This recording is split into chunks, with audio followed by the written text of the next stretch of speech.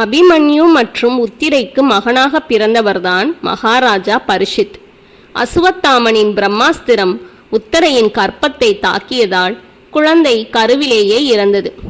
கருவில் இறந்த குழந்தை பகவான் கிருஷ்ணரின் அருளாலும் சக்தியாலும் காப்பாற்றப்பட்டு பரிஷித் என்று பெயர் சூட்டப்பட்டது.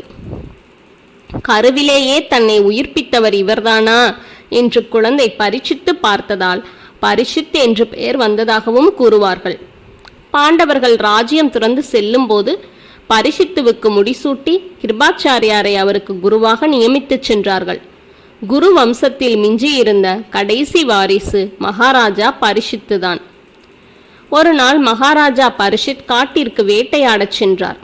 அப்போது ஒரு மானை துரத்தி சென்ற அவர் அடர்ந்த காட்டுக்குள் தன் பரிவாரங்களை பிரிந்து வெகு தூரம் வந்திருந்தார்.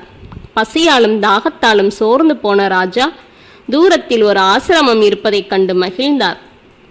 அந்த ஆசிரமத்தில் சாமிகா என்ற முனிவரும் அவர் மகன் சிருங்கியும் வசித்து வந்தார்கள்.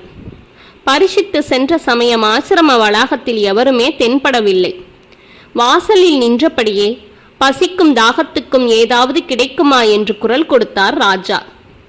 இவருடைய குரலுக்கு ஆசிரமத்தின் உள்ளிருந்து யாரும் பதில் சொல்லாமல் இருந்ததைக் கண்ட ராஜா பரிஷித்துவுக்கு கோபம் வந்தது. மீண்டும் மீண்டும் குரல் கொடுத்து எந்த பதிலும் வராததால் மிகவும் சினம் கொண்டு உள்ளே நுழைந்த ராஜா அறையின் நடுவே ஒரு முனிவர் நிஷ்டையில் இருப்பதை கண்டார். முனிவர் ஆழ்ந்த தியான நிலையில் இருந்ததால் பரிஷித்து மகாராஜாவை கவனிக்கவில்லை. இதனை பரிஷித் அவமானமாக கருதி கோபமடைந்தார்.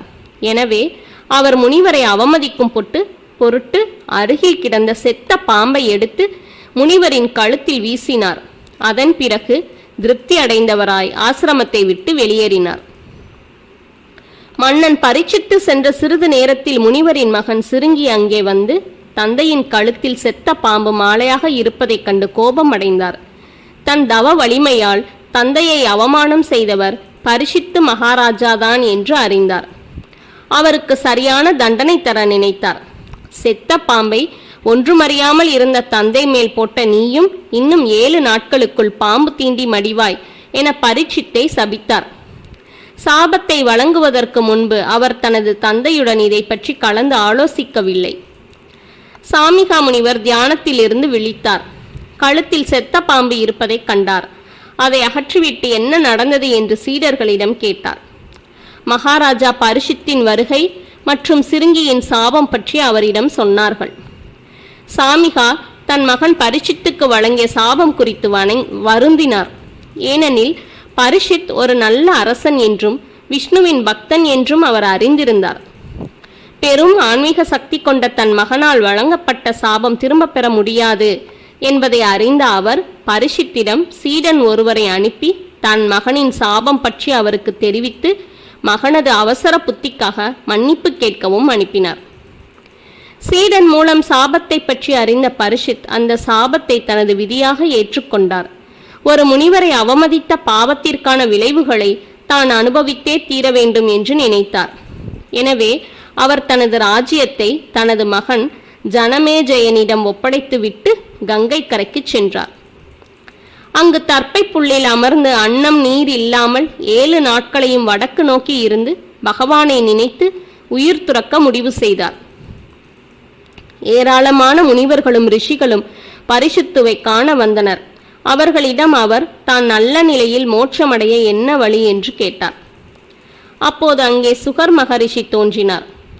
அவரிடம் இந்த 7 நாட்களையும் தான் எவ்வாறு கழிக்க வேண்டும் என்று ராஜா கேட்டார்.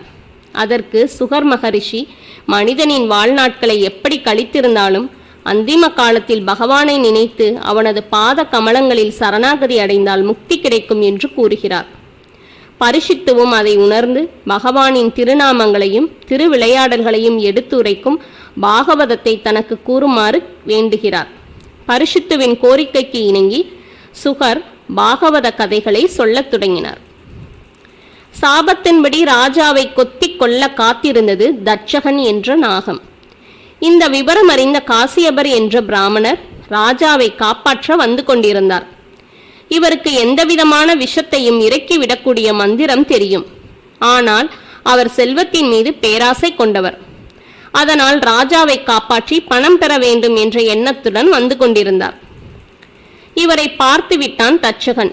அவரை பின்தொடர்ந்து வந்து, பிராமணரே, எங்கே போகிறீர் என்று கேட்டான். காசியபரும் ராஜாவை, தட்சகன் கடிக்கப் போகிறானாம்.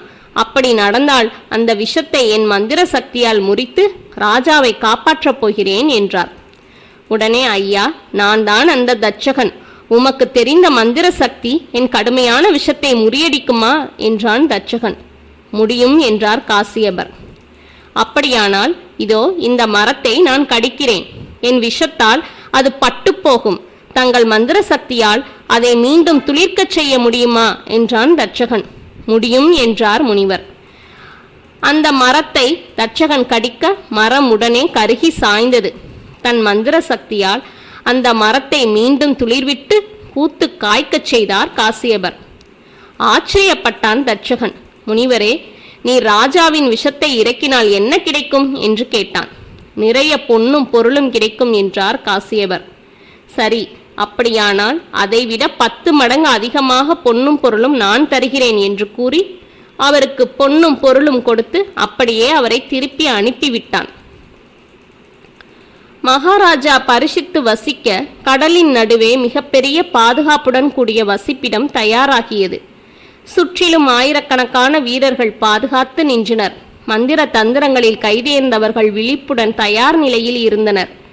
எளிதில் பாம்பு நெருங்காத வண்ணம் ஒற்றை சங்கிலியில் தொட்டில் கட்டி அதில் அமர்ந்த வண்ணமே இருக்கத் துவங்கினான். ஒரு நாள் யாரோ சில முனிவர்கள் மன்னனை காண மாம்பழங்களுடன் வந்திருப்பதாக அறிவித்தனர். உடனே மன்னன் அவர்களை அழைத்தான். நடுவில் நின்ற முனிவர் ஒரு மாம்பழத்தை எடுத்து, மன்னா, இதை சாப்பிட்டால் எந்த விஷமும் உன்னை கொள்ளாது என்று ஒரு பழத்தை அவனிடம் வழங்கினார். முனிவர்களாக வந்தவர்கள் நாகர்கள் என்பதையும் மாம்பழத்தின் உள்ளே வண்டு வடிவில் தட்சகன் என்ற நாகம் மறைந்துள்ளதையும் யாரும் அறியவில்லை. மன்னன் அந்த மாம்பழத்தை உண்பதற்காக கத்தியால் நறுக்க அதனுள் இருந்த வண்டு மிக பெரிய நாகமாக மாறி அவனை தீண்ட மன்னன் மாண்டுவிட்டான். முனிவரின் சாபம் பலித்ததும் வந்திருந்த நாகர்கள் மறைந்தனர். பரிசித்தும் இந்த 7 நாட்களில் சுகர் மகரிஷியின் பாகவத புராணத்தை கேட்டு முக்தியடைந்தார்.